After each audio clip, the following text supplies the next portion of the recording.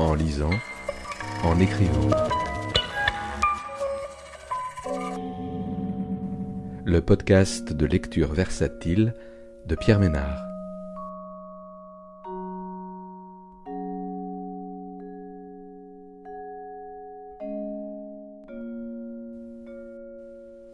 Aujourd'hui, Musée Marilyn, d'Anne Savely, paru aux éditions Inculte en 2022.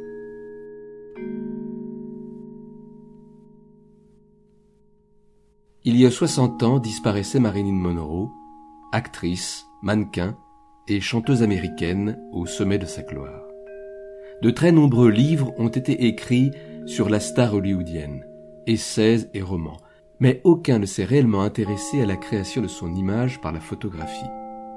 Anne Savely nous invite à découvrir les multiples facettes de Marilyn Monroe que nous croyons tous connaître, en nous faisant visiter les salles d'une exposition imaginaire où chaque séance photo présente le travail de l'actrice et de la chanteuse, ainsi que sa relation déterminante aux photographes qui l'ont prise en photo, complices ou duplices, parmi lesquels André de Dienne, Eve Arnold, Milton Ash Green, Cecil Beaton ou Richard Avedon. Pendant toute sa carrière, Marilyn Monroe n'oubliera jamais l'importance de l'image pour marquer les esprits et rester longtemps dans les mémoires du public. Ce livre passionnant nous montre un visage méconnu d'une Marilyn au-delà des clichés, saisie dans cette surexposition qui, tout en la rendant célèbre, inoubliable, aura été également à l'origine de sa chute. S'exposer, on le sait, possède deux acceptions. C'est se montrer aux autres, mais aussi se mettre en danger. Au miroir. Sam Shaw, 1954.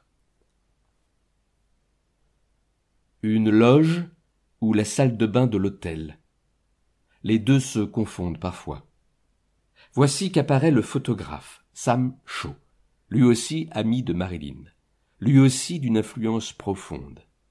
Au Saint-Régis, Milton Green avait saisi Norman Jean au réveil. Sam Shaw entre à son tour, montre Miss Monroe au miroir, se peignant les lèvres, avant de recevoir la presse. Mise en scène, voilà qui est possible car l'un de ses confrères, George Barris, apparaît à son tour. Ses photos de maquillage au miroir sont quasi identiques. Puis Barris fait découvrir une Marilyn bizarrement perchée, à genoux sur une chaise lors d'une conférence de presse, tour à tour, rieuse, concentrée.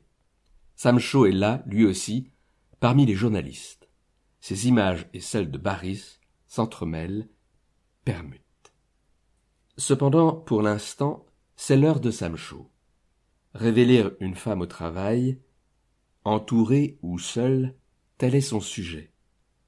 La suivre dans des clubs, au théâtre, devant des journalistes, au restaurant, faisant son métier de star, descendre de l'avion, envoyer des baisers, et s'en défaisant, dans le salon de l'aéroport où elle bâille, lève les bras au ciel en riant.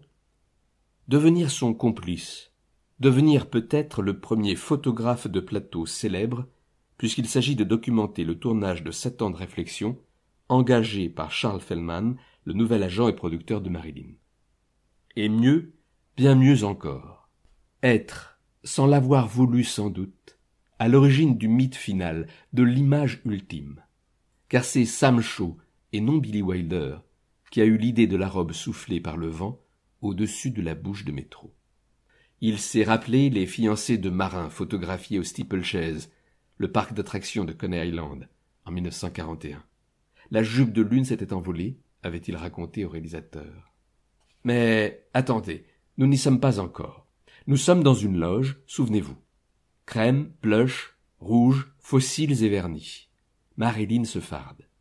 Par la fenêtre, on entend à nouveau le grondement de la foule.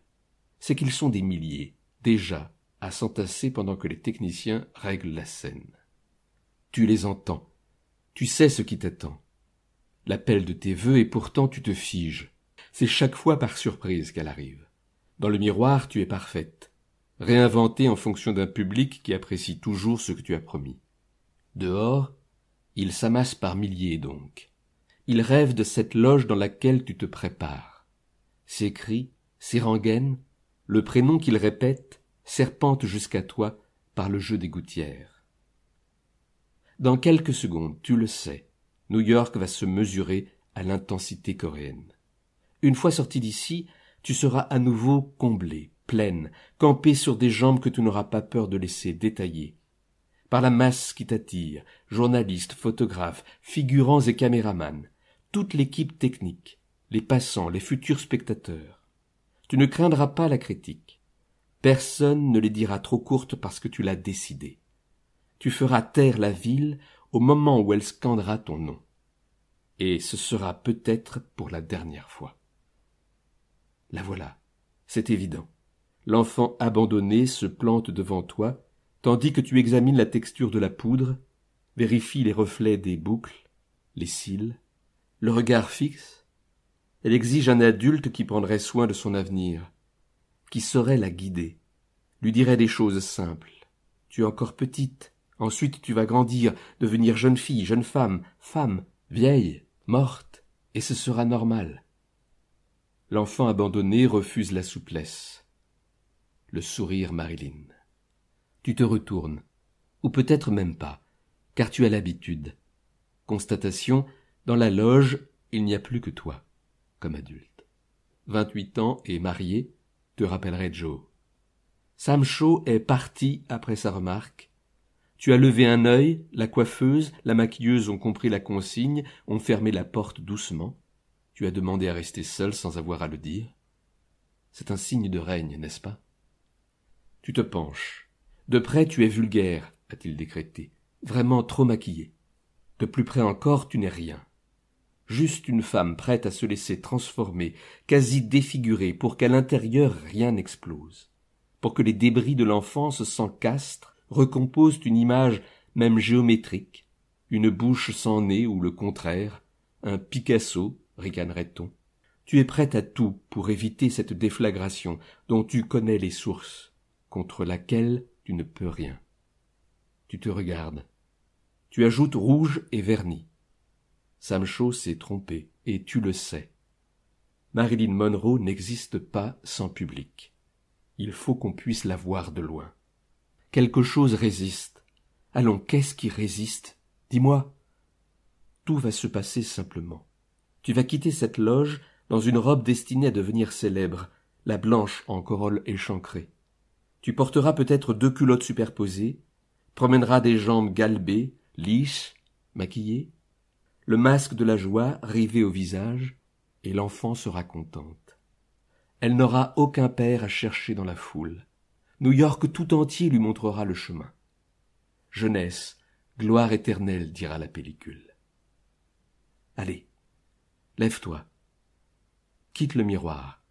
Il est temps. Sur la grille, New York, Lexington Avenue, 15 septembre 1954, 1h du matin. Il faudrait réussir à ne pas réciter. Une Marilyn floue, aux jambes rondes, dont la robe comme la chevelure rayonne, aveugle, irradie. Une Marilyn à robe très relevée, posant aux côtés de Tom Ewell, tandis que la grille de métro est cernée de dizaines, de centaines de photographes amateurs ou professionnels, des hommes uniquement, dont le corps en tension s'abat presque sur elle, ne reste rivé au sol que par la pointe des pieds. Une Marilyn en contre-plongée, de profil, de même taille que son partenaire, qui le regarde droit dans les yeux tandis que le tissu se déplie. Une Marilyn en clair-obscur, masquée par un spectateur, son dos noir, son chapeau mou. Une poupée à bourrelet de chair que la robe trop serrée fait naître, disgrâce qui parfois sera effacée, avec l'accord du photographe. Une Marilyn disparue, négatif envolé d'un reporter casse-cou accroupi sous un projecteur, surpris par un confrère. Marilyn dont la foule scande le faux prénom, livrée à la conquête de l'univers tandis que son mari débarque, joue des épaules, hurle à l'infamie, ce que personne n'entend. Des Marilyn par milliers comme en Corée du Sud. Elliot Erwitt, Sam Shaw, Gary Winogrand, George Barris, George S. Zimbel, Ed Fangersch, chacun dans la nasse invente sa Marilyn, tandis que l'actrice grelotte, que la femme dont le corps est au centre du monde vient, sans le deviner, de signer la fin de son couple. New York, de nuit. Dans sa robe au plissé soleil, une blonde de comédie laisse une soufflerie travailler à sa gloire, accroître son pouvoir sur le dispositif dans lequel elle est prise, dont elle cherche à se dégager tandis qu'elle déploie sa palette, rit aux éclats, plaque les mains sur ses cuisses. Circulaire, elle donne à chacun l'impression de ne s'adresser qu'à lui, de l'ancrer dans le sol, plaisir, vérité première, mais aussi stratagème, message codé lancé à la tête de la Fox, signalant comme un clignotant passe au rouge une célébrité qui ne cesse de se densifier, de se durcir. La robe dont tous les hommes diront qu'elle ressemble à une fleur, pétale volatile qui invite à la danse, à un effeuillage plein vent, à bien y regarder se présente comme une arme de guerre, alterne les fonctions défensives, offensives. Un bouclier. Le fait est connu. Il s'agit bien ici, à Manhattan, d'une séance photo, non du tournage d'un film. Wilder sait parfaitement que la foule va braire, va bruisser, faire cliqueter ses appareils, que la rumeur ininterrompue empêchera toute exploitation de la séquence, qu'il est en vérité question d'image fixe. D'un coup publicitaire, monté par Sam Shaw, agréé par la Fox. On délocalise, on tourne en décor naturel, non par souci de réalisme, mais pour attirer l'attention. Un raz-de-marée, c'est peu dire. Embouteillage, quartier bloqué pour faciliter le travail de la presse, bien évidemment prévenue. Ligne de métro suspendue, la ville n'en a plus que pour elle, la blonde à la culotte, jusqu'au petit matin. Ici, une photo de Sam Shaw montre le machiniste sous la grille. Bien sûr, il regarde en l'air et nous ne voyons rien. Ici, en rafale, le visage enfoui dans la robe, les jambes solides, le pied déchaussé, les fesses en appui, la répétitrice à l'affût. Ici, Sam. Ah non, ce n'est pas lui. Il faudrait savoir dire ce qui se joue. Sam Shaw et Marilyn Monroe sont proches depuis des années. Elle, dont chacun connaît l'image statufiée par Frank Powolny, lui, brun à fine moustache, aux cheveux bouclés, fils d'immigrés russes à l'air doux, un homme qui rayonne, sûrement très aimé, se dit-on, quand il pose près d'elle, la serre dans ses bras, en sœur favorite.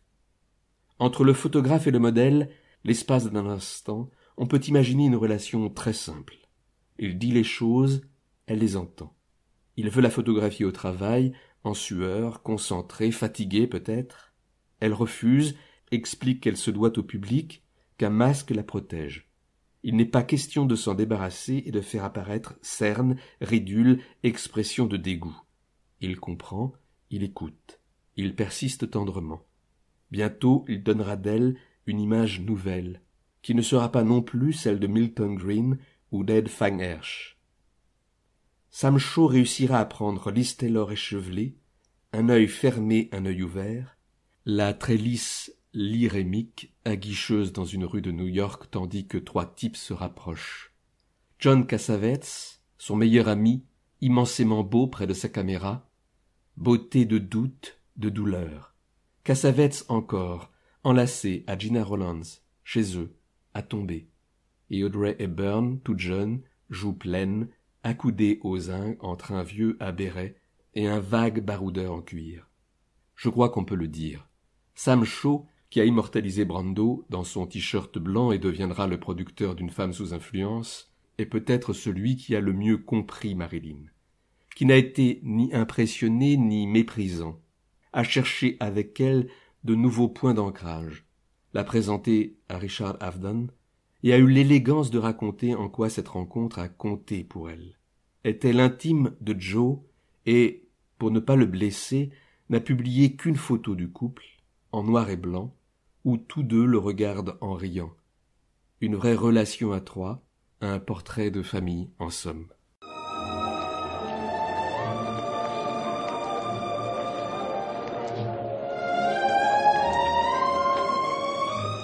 Didn't you just love the picture? I did, but I just felt so sorry for the creature at the end. Sorry for the creature? Why'd you want him, to marry the girl? He was kind of scary looking, but he wasn't really all bad. I think he just craved a little affection, You know, a sense of being loved and needed and wanted. That's a very interesting point of view. Oh, do you feel the breeze from the subway? Isn't it delicious?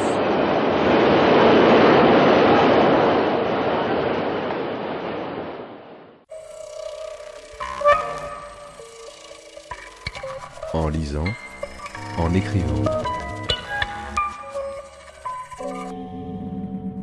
Le podcast de lecture versatile de Pierre Ménard.